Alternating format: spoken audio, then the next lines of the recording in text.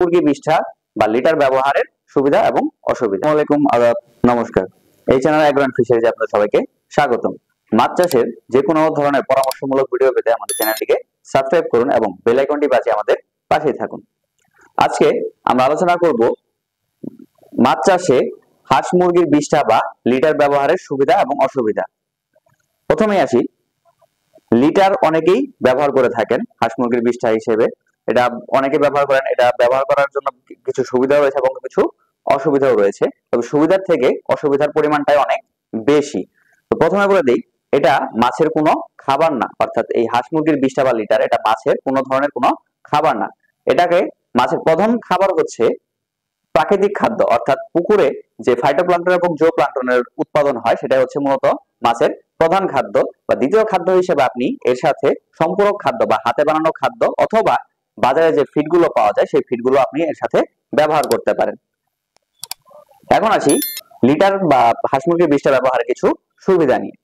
সুবিধাগুলো হচ্ছে এটা সহজলভ্য, খুব সহজে বিভিন্ন জায়গায় পাওয়া যায়, হাতের কাছে পাওয়া যায়, হাতের নাগালের মধ্যে।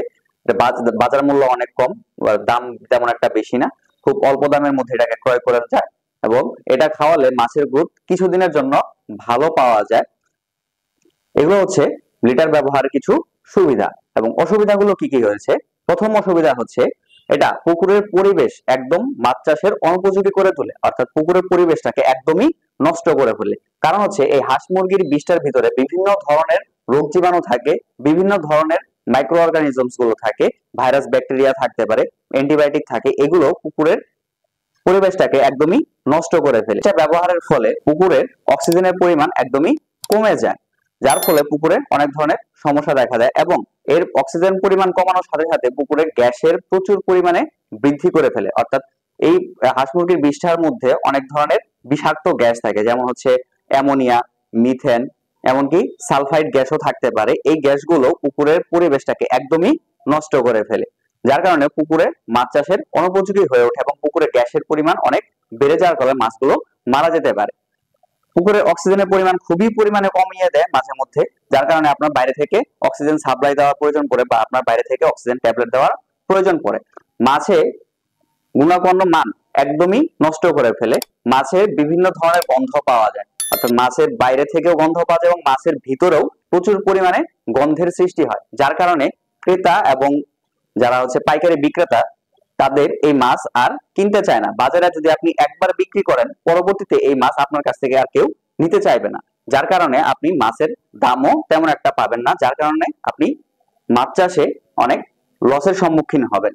এই হাঁস মুরগির বিষ্ঠার মধ্যে অনেক ধরনের রোগ জীবাণু থাকে, যেমন হচ্ছে ভাইরাস বা ব্যাকটেরিয়া বা ফাঙ্গাস থাকতে পারে, যেগুলো আপনার মাছকে খুব সহজেই আক্রান্ত করতে পারে এবং আপনার মাছকে রোগাক্রান্ত করে ফেলবে। এই মাছ রোগাক্রান্ত হওয়ার কারণে আপনার মাছ মারা যেতে পারে এবং আপনার যে মেডিসিন খরচ হবে এর পিছনে, এই খরচটাকেও আপনাকে বাড়িয়ে দিবে।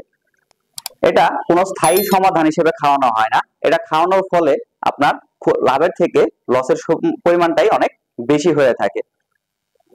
তেলাপিয়ার ক্ষেত্রে এই হাঁস মুরগির বিষ্ঠা একদমই খাওয়ানো যাবে না। কারণ হচ্ছে তেলাপিয়া মাছটাকে মূলত হরমোন করা হয়, হরমোন ট্রিটমেন্ট করে মনোসেক্স তেলাপিয়ায় পরিণত করা হয়, অর্থাৎ পুরুষ এবং স্ত্রী উভয় মাছকেই আপনি হরমোন খাইয়ে মনোসেক্স তেলাপিয়ায় রূপান্তরিত করছেন। এবং এই হাঁস মুরগির বিষ্ঠার মধ্যে যে পরিমাণ অ্যান্টিবায়োটিক থাকে, অর্থাৎ হাঁস মুরগিকে যে পরিমাণ অ্যান্টিবায়োটিক খাওয়ানো হয় সেই অ্যান্টিবায়োটিক গুলো এর বিষ্ঠার সাথেও মিশে থাকে, যার ফলে এই অ্যান্টিবায়োটিক গুলো গিয়ে মাছ খাওয়ার পরে মাছের যে অ্যান্টিবায়োটিক থাকে, হরমোন করা থাকে, সেই হরমোনটাকে নষ্ট করে দেয়, যার কারণে মাছগুলো আবারই পুরুষ এবং স্ত্রী মাছে রূপান্তরিত হয়। যে মাছগুলো স্ত্রী মাছে রূপান্তরিত হয় সেই মাছগুলো খুব অল্প দিনের মধ্যে পুকুরে ৩-৪ মাসের মধ্যেই ডিম দিয়ে পুরো পুকুরটাকে ভরিয়ে ফেলে, যার কারণে মাছের গ্রোথ তেমন একটা আসে না এবং আপনার চাষটাও লাভজনক হয় না।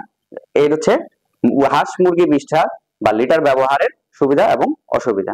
ধন্যবাদ সকলকে।